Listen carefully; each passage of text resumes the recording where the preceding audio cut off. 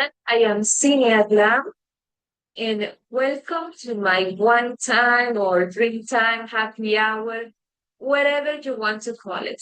So just grab your favorite drink, can be alcoholic or non-alcoholic beverage, and just enjoy and have fun, and let's have a little chat together.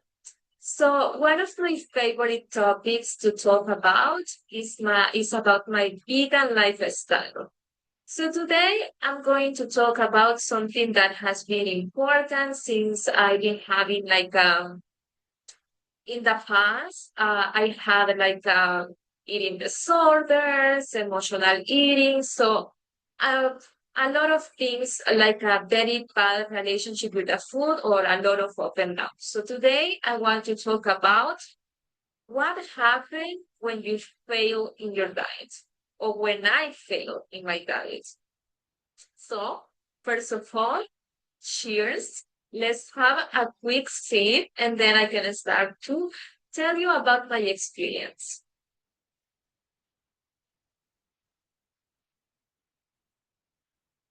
So, I hope you are enjoying this video.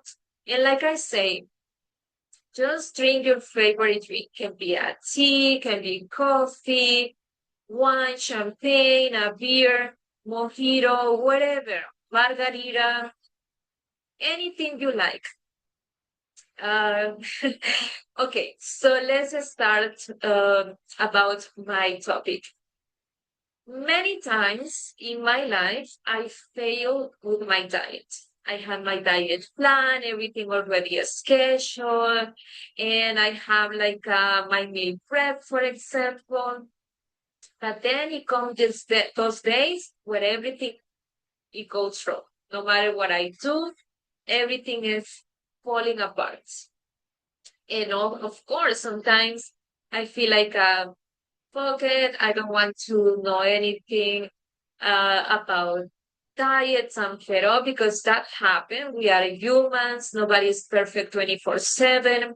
So sometimes I'm so much planning, so much things. So when it's on these bad days and down times, sometimes I prepare myself in advance for that. But let me tell you something. My journey with my relationship with food, with my body, with my diet plan, with everything has been a long journey.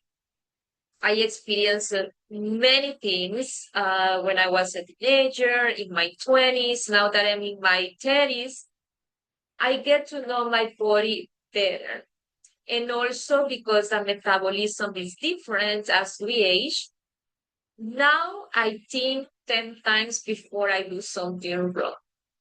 Because before I would say, oh, I can eat desserts, I can eat pizza, I can binge eating, for example, for a day. And then I will go back in track the next day, in 2 days, in 3 days, everything is fine. But now it takes a little bit more time because I already experienced to fail with my diet and believe me. So now what I think is that when I have those days that I feel no, I don't want it. So I just play with my mind and I negotiate with my mind also, with my thoughts, with all this negativity. I just say okay, let's try to think about what's going to happen if I overeat or if I eat something that in the moment it feels amazing. I will feel like crap after, honestly. In the moment, I will enjoy, I will eat, and then after, I will feel really bad. First, because I failed to my diet. Secondly, because I will feel heavy, bloated. Most likely, I will gain weight. And I ask this question: is if it's worth it or not? So, because nobody's perfect 24/7, one of the things that I do is if it's, let's say, during that year or once a month. instead to throw myself in overeating and everything like that, once a month or few times per year, I can eat something that I love. A dessert, a vegan cake, or anything that I feel like it will give me some sort of pleasure, like a little reward because I've been a good girl. So that is what I like. I negotiate. I don't do every week because I experienced that once a week I was doing overeating, I was doing bad things, and let's say Sunday, and then Monday I needed to go back on track, and then it took me so much time. Now I don't do that, but I can tell you that I do it a few times per year or once a month. But more than that, no, I don't allow myself. And if I can avoid that, it's perfect. Because let's say, I learned that is few things that are healthy that it is amazing. Like almost like you give the pleasure of a dessert, but for low calories.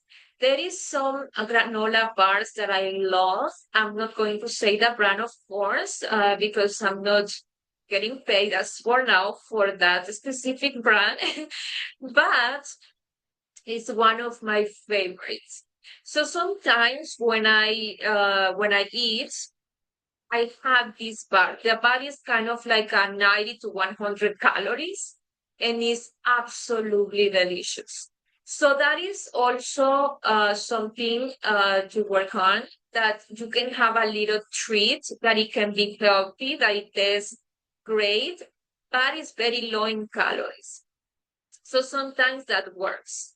There is, for example, oat cookies or with raisins, or even apple cookies, oat cookies.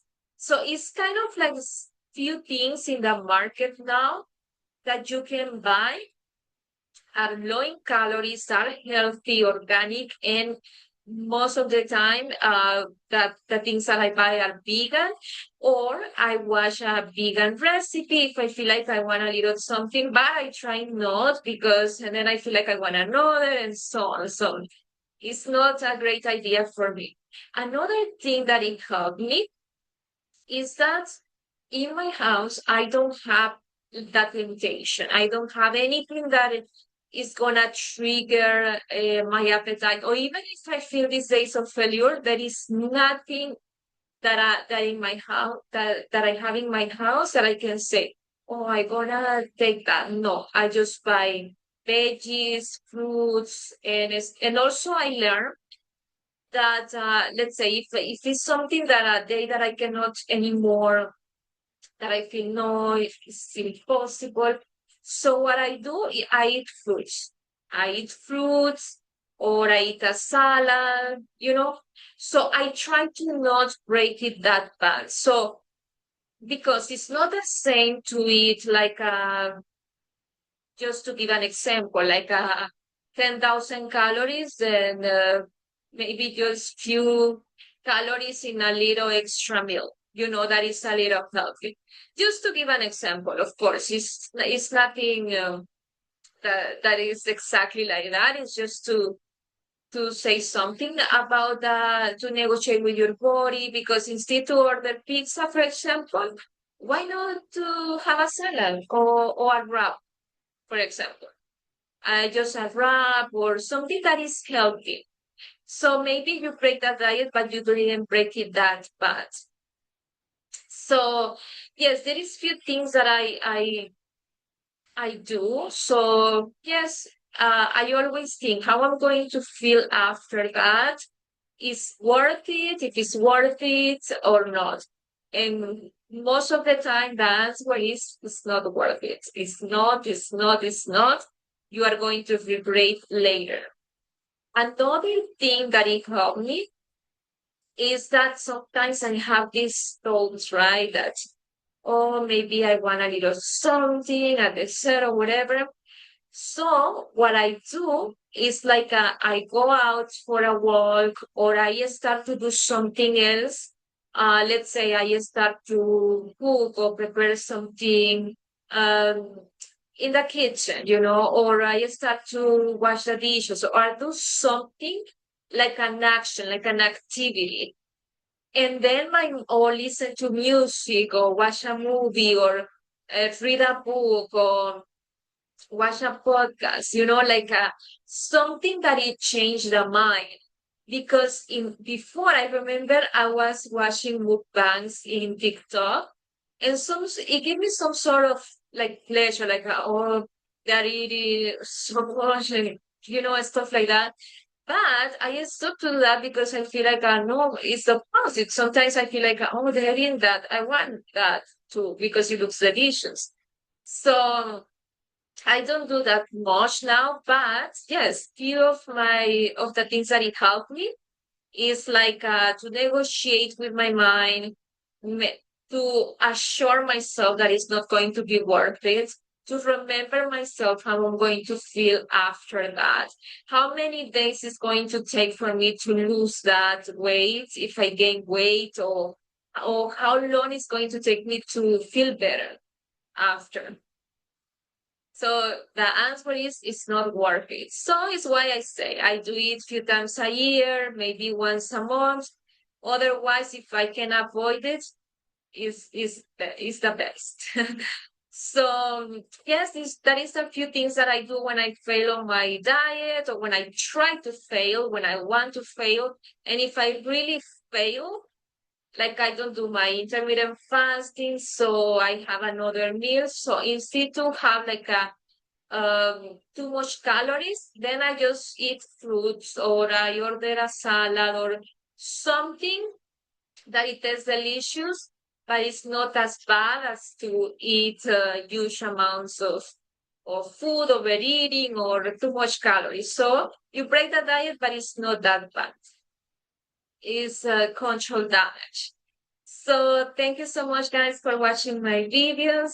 Don't forget to subscribe, like, share, and comment. And cheers, and I see you next time.